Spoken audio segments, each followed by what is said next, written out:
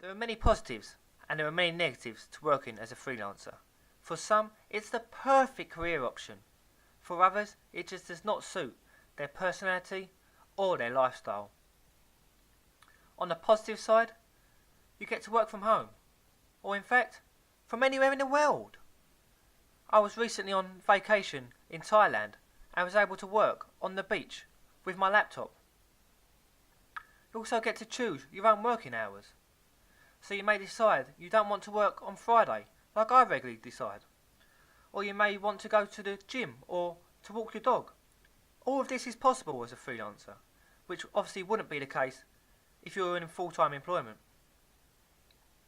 You can also do as much or as little work to suit you and your circumstances. For example, if you're a student and you only have 1 day per week available, you can do this as a freelancer. If you have a packed social schedule, you may decide that you only want to work 3 days per week, 1 week, but the next week you have nothing planned and you want to make that money back so you can work 7 days the week after. All of this is possible. Obviously this depends on your ability to win work, but if you're a successful freelancer and you take the tips in this course, then you should be able to do that. You can also work with many different clients in many different industries. And this means that your work is rarely boring. You can also earn a lot of money. Obviously last year I earned over 150,000 US dollars. You also have the ability to choose who you work with and on what projects. For example, at my old employer, there was one client who caused me so much stress. He was an absolute nightmare.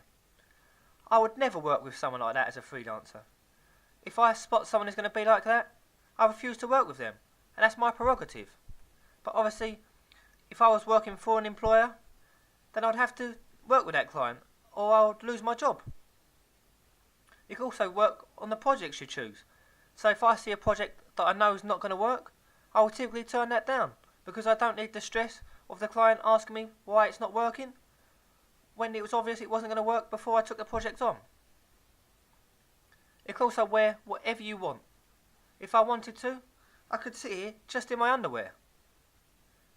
You don't have to go through office politics either. I regularly hear stories of rumours going around of people in offices or other people stabbing other people in the back to get ahead of them in business. None of this happens. If you're a freelancer, you depend on yourself and yourself only. And you have job security if you're a freelancer that has lots of clients. If I lose a client, it has hardly any effect on my business. Whereas I have friends and family who always worry about losing their jobs. If they lose their jobs, they've lost their only source of income. But obviously there's negative sides too. It's hard to take a holiday in some industries. In my industry, pay-per-click, things happen daily. The market changes. My clients need action taken straight away. And as I work as a one man, they need that done instantly.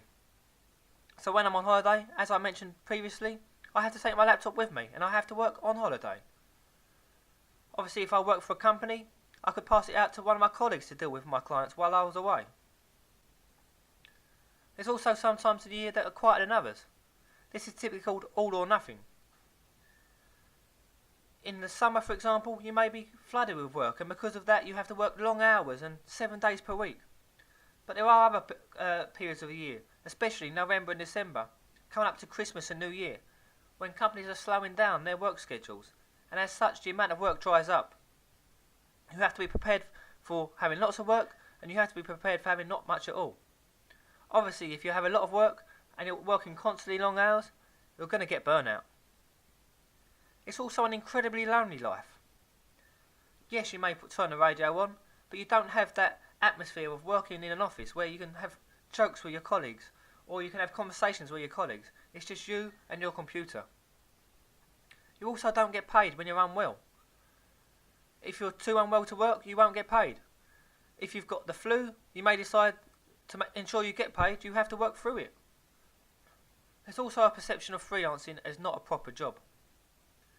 This is not helped either by the fact that a lot of people who are unemployed class themselves as freelancers, and when people ask them what they do, They say they're a freelancer when in fact they're just looking for work. There's also payment disputes. If you work for an employer, you know you're going to get paid. Well, in most cases anyway. As a freelancer, that's not always the case. You can find a bad client who refuses to pay. It's not something I've had to go through too often, but I've certainly heard some horror stories. There's also working for feedback. You may take on a client who seems great at first, but after a few days or a few weeks, he's an absolute nightmare. And he may demand 10 times more from you than what he's actually paying you for. But you have to work and do this for him because he has the hold over you of leaving feedback. So you know you have to do this, otherwise you may get bad feedback. And if you get bad feedback, that can have a negative ongoing effect on your business. You're also a one-man band. What I mean by this, it's you that has to do the selling. It's you that has to do the invoicing. It's you that has to do the work. It's you that has to deal with any queries or problems. You have to do everything. In a company, you would have a sales team. You would have managers. You would have people doing the work. You would have an accounts department.